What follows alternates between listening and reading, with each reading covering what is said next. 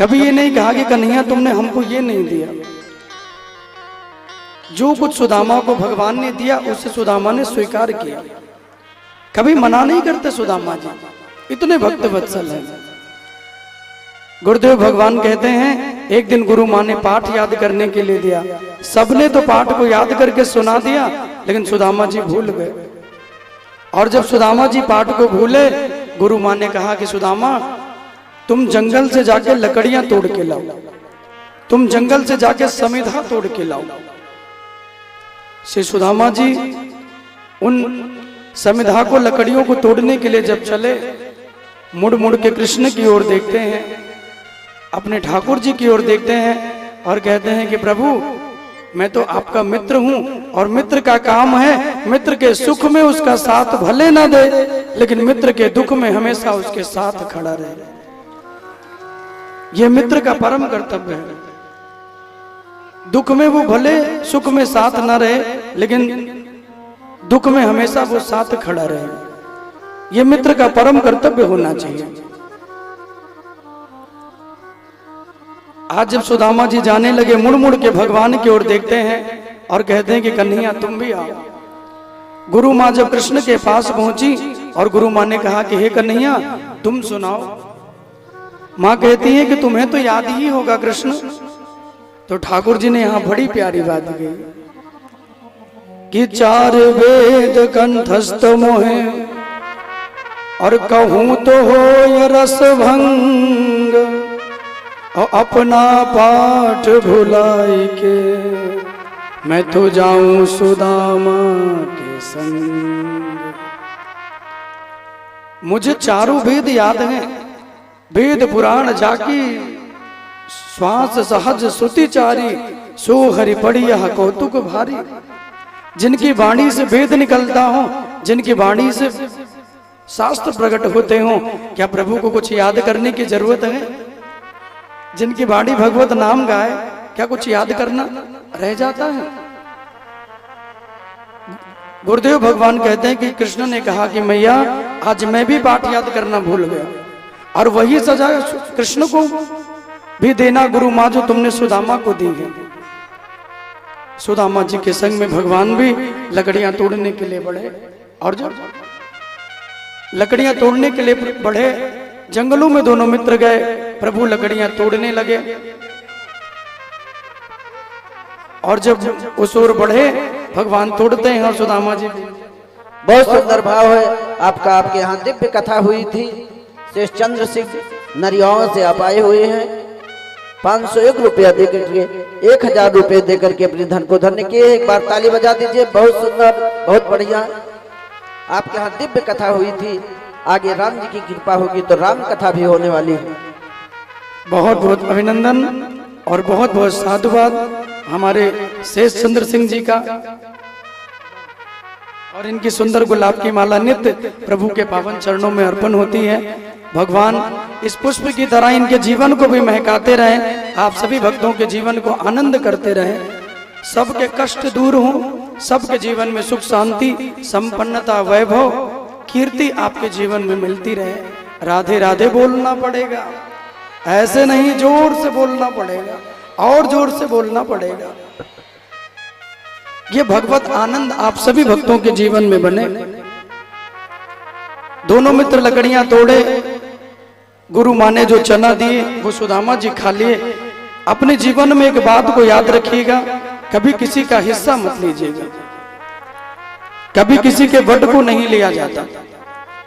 जो कभी किसी का हिस्सा लेते हैं ना, उन्हें दरिद्र होना पड़ता है। आपको भगवान ने जितना दिया है उतने में संतोष कीजिए। कभी किसी लेने का विचार मत बनाइए, किसी को लेना ना पड़े। बहुत बहुत अभिनंदन हमारे जो यजमान अभी नवंबर में जिनके यहाँ कथा हुई थी, श्री आदरणीय प्रेम नारायण मिश्रा जी की धर्मपत्नी जी यहाँ आई हैं। आपके लिए जोरदार तालियां। अच्छा जी जी जी। और उनके संग में जो आई हमारी बहन के लिए भी जोरदार तालियां हो जाएं। बहुत बहुत अभिनंदन और बहुत बहुत साधुवाद। आपका प्रेम, आपका भाव, आपकी भक्ति प्रभु के जीवन में ऐसे बनी रहे। ईश्वर चरणों में आपकी कामना रहे। गुरुदेव भगवान कहते हैं कि प्रभु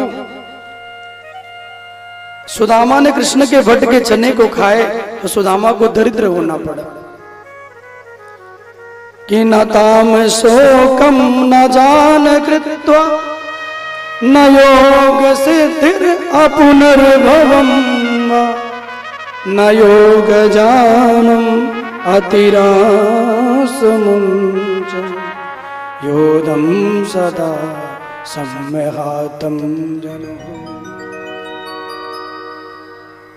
जो भी भगवत शरण में अपना सर्वस्व त्याग के आते हैं, मैंने 7 दिन इस बात को बताया, अपने मन से दुनिया के बंधनों को जिस दिन छोड़ दोगे उस दिन भगवत प्राप्ति की ओर आपके कदम बढ़ जाएंगे। जब तक मन में दुनिया को रमाए रहोगे मेरे भाई बहन, तब तक गोविंद की ओर बढ़ते भी रहोगे तो प्राप्ति करना बड़ा सहज नहीं होगा। लेकिन जिस दिन मन से दुनिया को निकाल दिया और मन में गोविंद को बिठा लिया, उस दिन ठाकुर की प्राप्ति भी सहज हो जाएगी, बड़ी सरल हो जाएगी।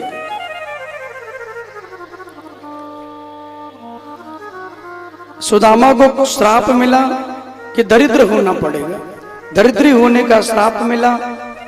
लेकिन प्रभु के मित्र हैं इसलिए भगवान ने कहा जिस दिन मेरे द्वार पे आओगे, जिस दिन भी तुम मेरे द्वार पे अपने मन को लेके आओगे सुदामा, उस दिन तुम्हें जीवन में इतना धनवान बनाऊंगा, इतना धनवान बनाऊंगा कि तुमसे ज्यादा धनवान दुनिया में कोई नहीं होगा, तुमसे ज्यादा धनवान कोई होगा ही नहीं। सुदामा जी आए, दोनों की मित्रता पूर्ण हुई और जब दोनों मित्र अलग होने लगे तो एक दूसरे के गले मिलके बहुत रोए हैं। जाते हुए ठाकुर जी ने कहा कि सुदामा भैया मुझे भूल मत जाना, कभी कभी मेरे द्वार पे आते रहना, कभी मुझे भूल मत जाना। सुदामा ने कहा कि हे प्रभु आप मुझे याद करते रहना तो मेरे भी मन में आपकी भक्ति लगी रहेगी। यदि आप मुझे याद करते रहोगे तो कहीं ना कहीं किसी माध्यम से मैं भी आपके चरणों का अनुरागी बनकर आपको रिझाता रहूंगा, आपको मनाता रहूंगा। आप अपने चरणों से मेरी भक्ति और मेरे प्रेम को मत छोड़िएगा। भगवान ने कहा कि भैया केवल बातें मत कीजिएगा, कभी मौका लगे तो मेरे द्वार भी आइएगा। प्रभु चाहते हैं कि सुदामा जी आए और भगवान से कुछ मांगे। लेकिन ऐसा भक्त कौन होगा जिसने जीवन में कभी कुछ मांगा ही नहीं। और कहते हैं सुदामा जी महाराज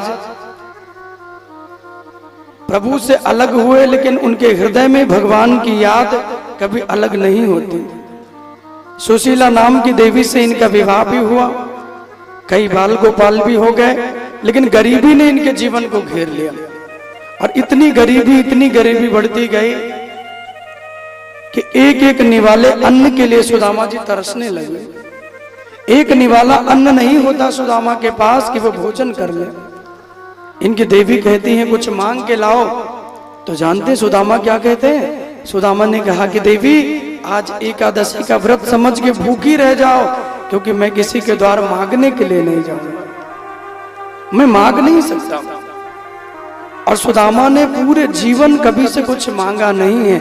आपको भी कभी मांगना हो ना तो दुनिया से नहीं, दुनिया बनाने वाले से मांगिए, जिनके द्वार से कभी कोई खाली नहीं आता मेरे भाई बहन, जिनके द्वार से कभी कोई खाली नहीं गया।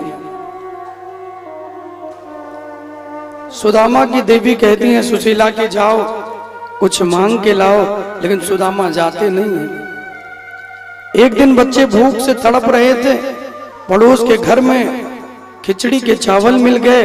सुशीला ने उस बटोली में खिचड़ी के टूटे हुए चावलों को डाला और उन चावलों को डालकर उसी में एक बड़ा सा पत्थर डाल दिया। उसी पत्थर को उस बटोली में चलाती रहती हैं। सुदामा जी को लगा आज बच्चों के साथ साथ मुझे भी भोजन करने का मौका मिलेगा। बच्चों को तो पहले भोजन करा दिया जो खिचड़ी बनी है, और जब सुदामा जी पत्तल को लेके बैठे ना तो सुशीला ने उसी पत्थर को उठा के पत्तल में रख दिया। सुदामा जी के नेत्र भर गए, देवी भोजन के लिए ये क्या दे रही हो? देवी ने कहा महाराज जो था वो हमने बच्चों को दे दिया, हम दोनों को तो आज भी व्रत ही करना पड़ेगा, क्योंकि आज भी मेरे जीवन में कुछ नहीं है। हम दोनों तो आज भी व्रत ही करेंगे। एक मास दुई पक्ष में दुई एकादशी हो, और हमरे घर गोपाल जो नित्य एकादशी